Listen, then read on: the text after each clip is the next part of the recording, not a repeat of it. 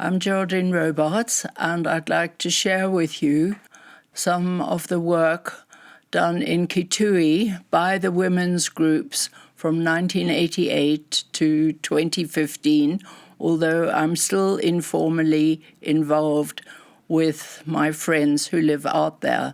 Some projects have improved people's lives in Kitui and brought unity, purpose and probity to grassroots lives and enabled youth to stay in the community. Kitui is a semi-arid area experiencing frequent droughts. This is a story of how women worked together to achieve great change in their lives in several parts of Kitui. It is a story of vision, determination, unity of purpose, and loving hard work. Each project involved a lot of experimentation and resulted in failures to learn from, as well as successes to celebrate. Nobody gave up when things went wrong, and everybody participated in the joy when success was finally achieved. The Kamba people have a heritage of weaving and twining, making mats and baskets. We ensured that the designs are original as each person wove their own story so that the customer can buy a unique object whilst allowing the artisan to achieve a better price. Baobab growing in Mwengi. This woman is making a baobab fiber mat. Sisal growing in Kitui. The middle stalk is used for building posts. The leaves are used for sisal fiber. This is an ingenious way of scraping off the outer cellulose. With a wooden stick, the fibers are exposed. She's holding it down with her foot and pulling it with her hand. This is a traditional technique. We find fiber for sale in the market for weaving into the famous Kenyan kiondos. Traditionally, it is then spun on the thigh and rolled in the palms. An example of the traditional technique of twining, which is not really weaving. The same technique is used for round mats, wall hangings, placemats, and other household items. A Matanyani project started in 1919 to train both boys and girls in sisal production to generate income. These school leavers have no opportunity of further education after they leave school. By modifying a traditional spinning wheel for sisal, one is able to produce not only a running meter of yarn, but also long lengths of yarn quickly and cheaply. This invention has never been done before, and it was a Duakali effort to modify the shaft of a wool spinning machine so that it would take the sisal fibers. Sisal is dyed with modern dyes in many colors, giving a bigger market compared to traditional baskets with natural dyes. There is a market for both, a summer and winter market. An art class, young people learning about color. School leavers are making an order of table mats by combining banana fiber and sisal. Here you see happy school leavers who had no further chance of earning an income. After training in making wall hangings, a student with her classmates weaving, Robert wove the difficulties of his life. You can see the difficulty of life by the man in the tree, the snake coming to get him from the top, a lion at the bottom, a crocodile in the water, and this is really an example of being between a rock and a hard place. 18 years later, people are still making wall hangings for which there is both a market locally and internationally. A wall hanging as it is finished after the twining process, ready to be cut off the frame and tied. This young man, his name is Robert, has now been weaving for 1 year. This is his own design. Each weaver designs their own wall hangings.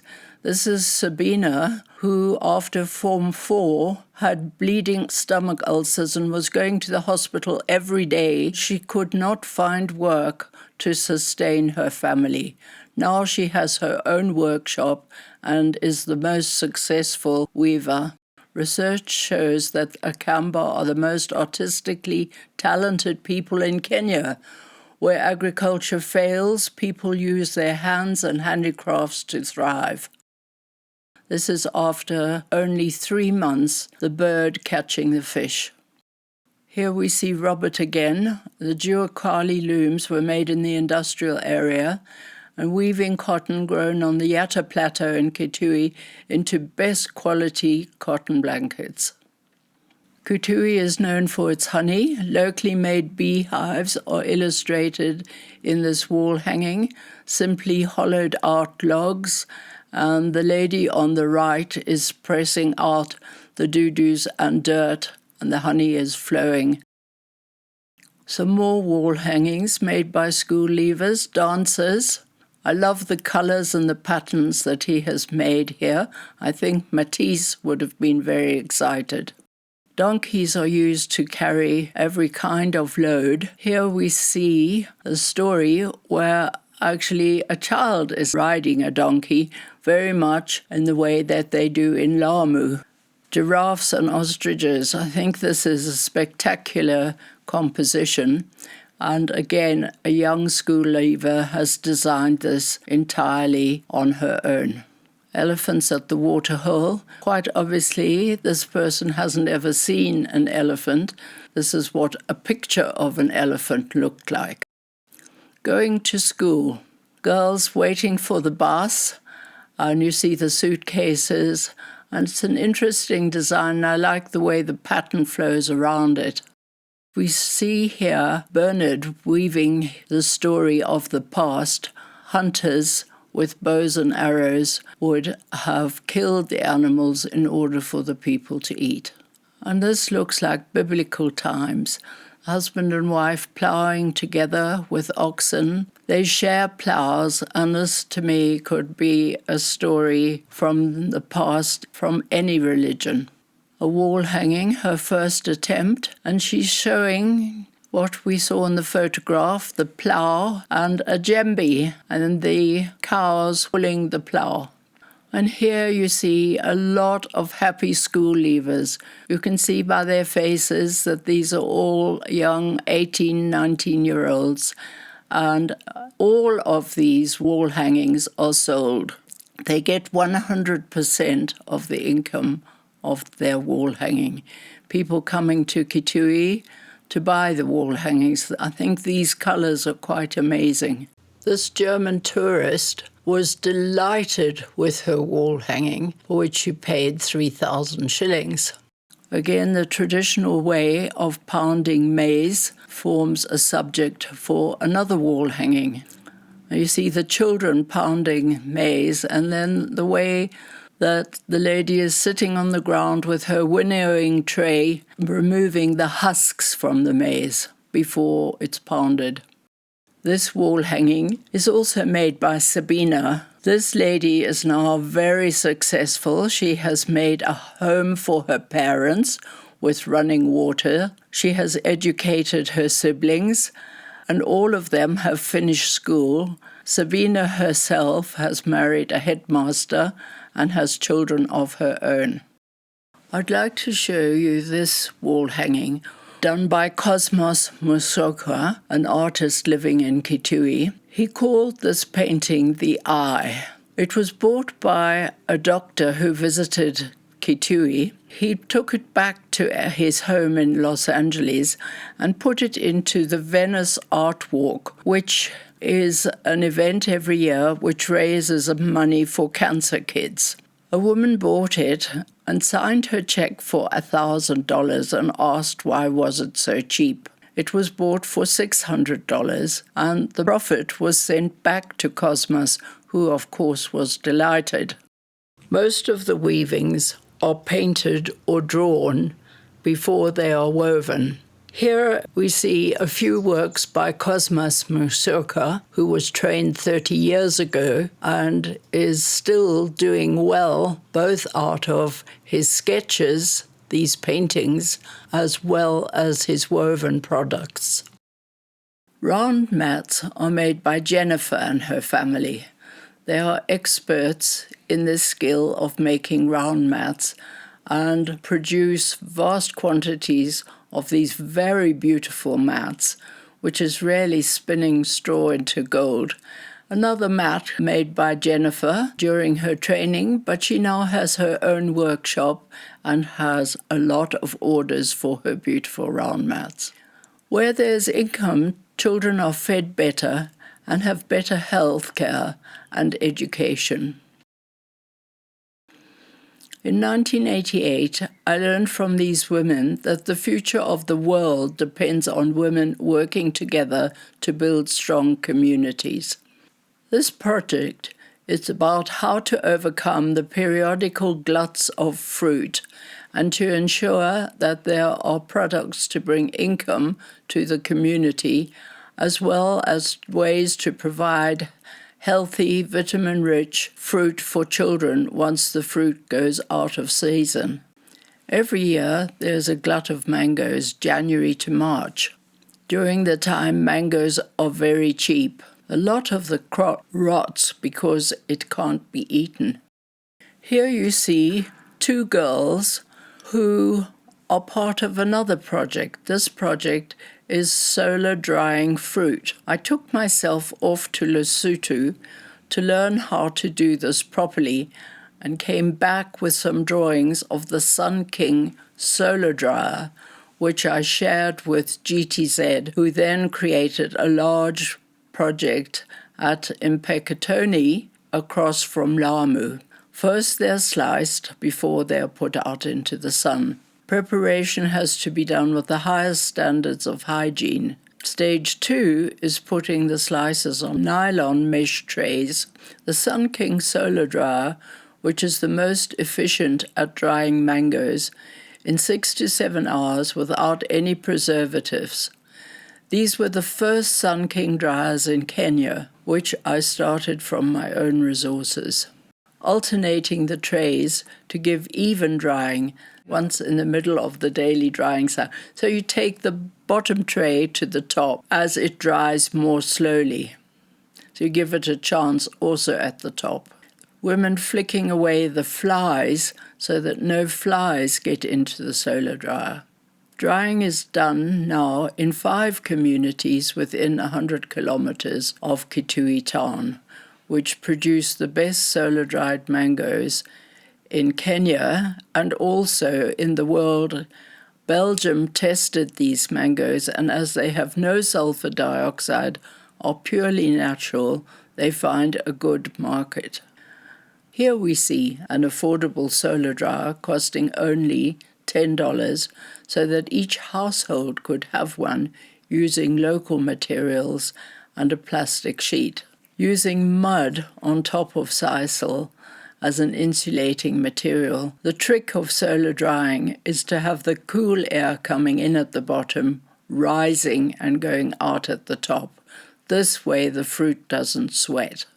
Painting it black to get maximum heat, the solar dryer costs $10, which means every family can make their own dryer, so there is dry fruit to eat when mangoes go out of season, providing a natural source of vitamin C for the children to prevent them having scurvy.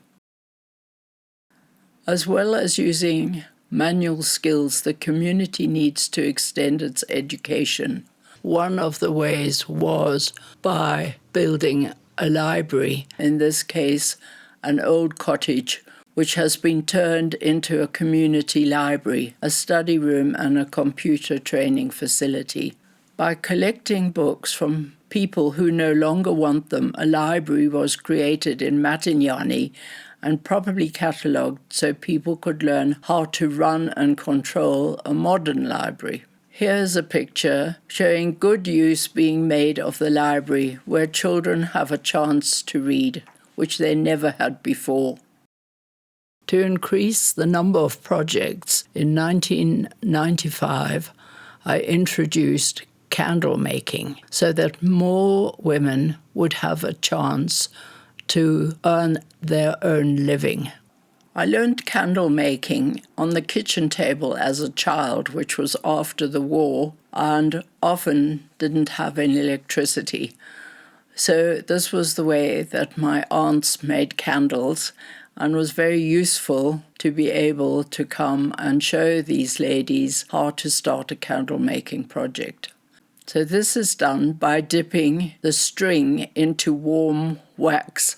If the wax gets too hot, it will take the wax off the string, so you have to have a temperature of about 60 degrees. Multicolored candles made by dipping the final 3 dips into colored wax at different depths. The total number of dips is 10. 1,000 candles can be made by 20 women in one day at a cost of 6 shillings per pair, which wholesale for 30 shillings per pair, and bought by fair trade and sold in Canada, as well as at Spinner's Web.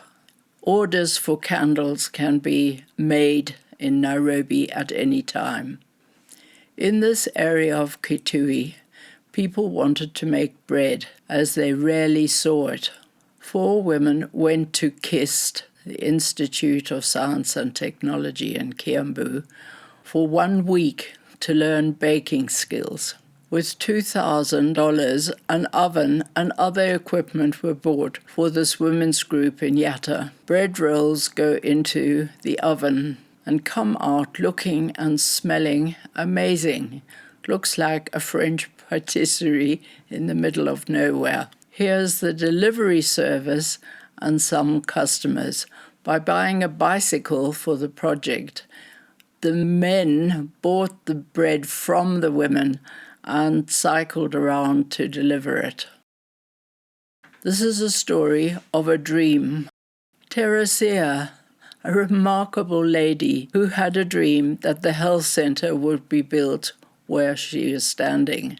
Before this, babies were being weighed in the hot sun. Now at Kalamani Health Center, which caters for over 100 patients a day, where previously there was no health care available within 20 kilometers. A friend of mine came out to see this health center, and the women were sitting as you see them on the left, just sheltering under a window. She said, "You need a veranda here. How much would a veranda cost?" They said it would cost 30,000 shillings. They built this extension to their health center, and when we came to have a look at the veranda, they returned 6,000 shillings to her as her change. She returned it to them and said, "Please buy benches so the women don't have to sit on the wall."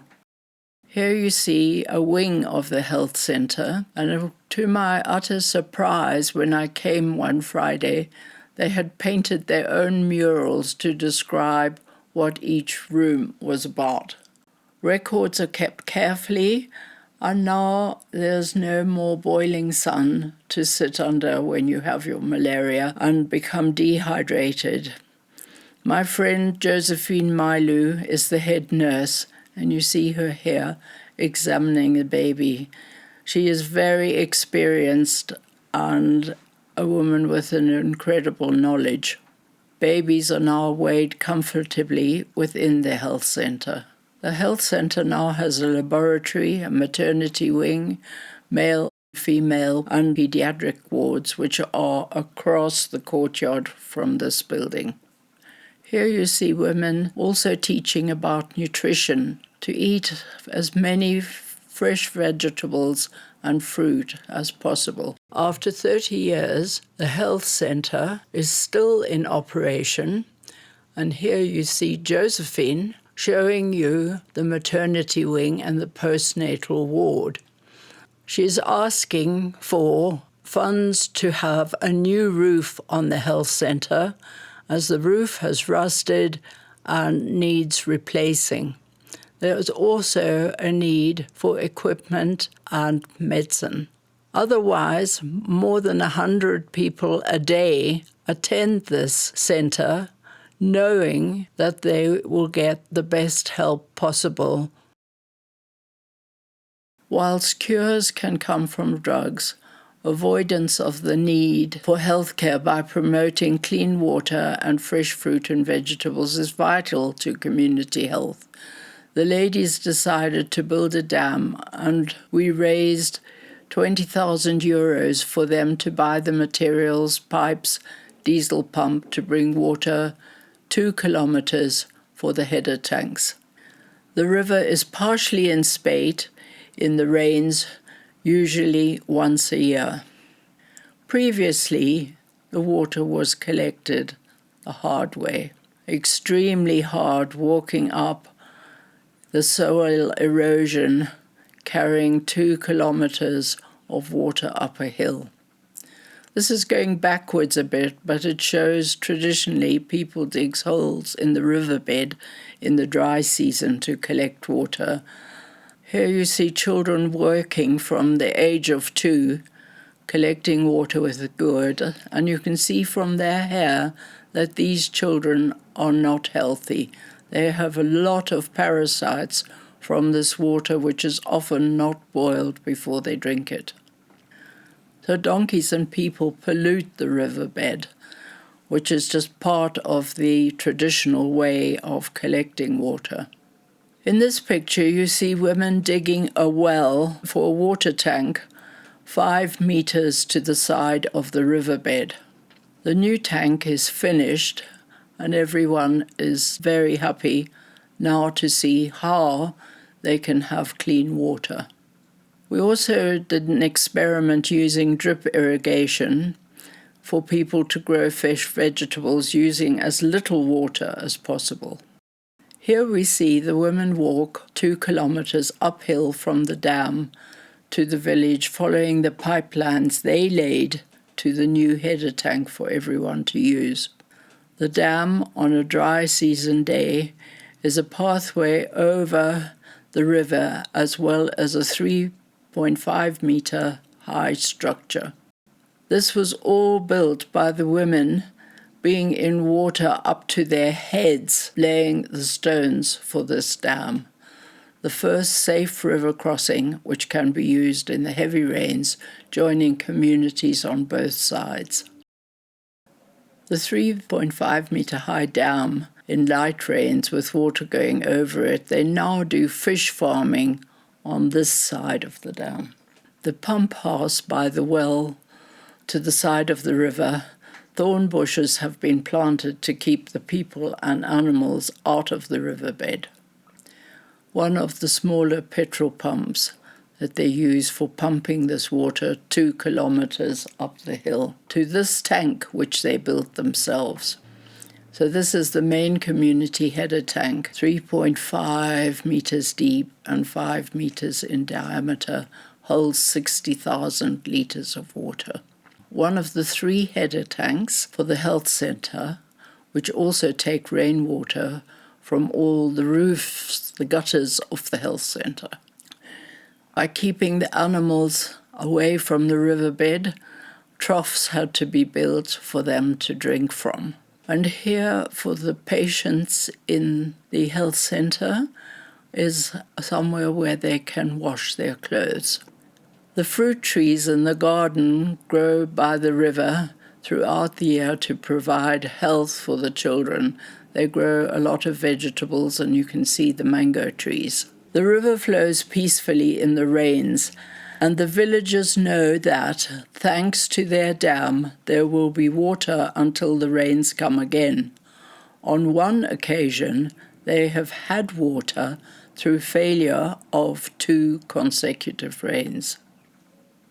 And now they are healthy babies, and the dream is fulfilled. The ladies dance to celebrate the delivery of their dream. Out of their income, many women become the proud owners of a house built of permanent materials. This lady said, "I never thought I would ever have such a nice house. a locally made tank collects the water from the roof. Thank you very much for watching.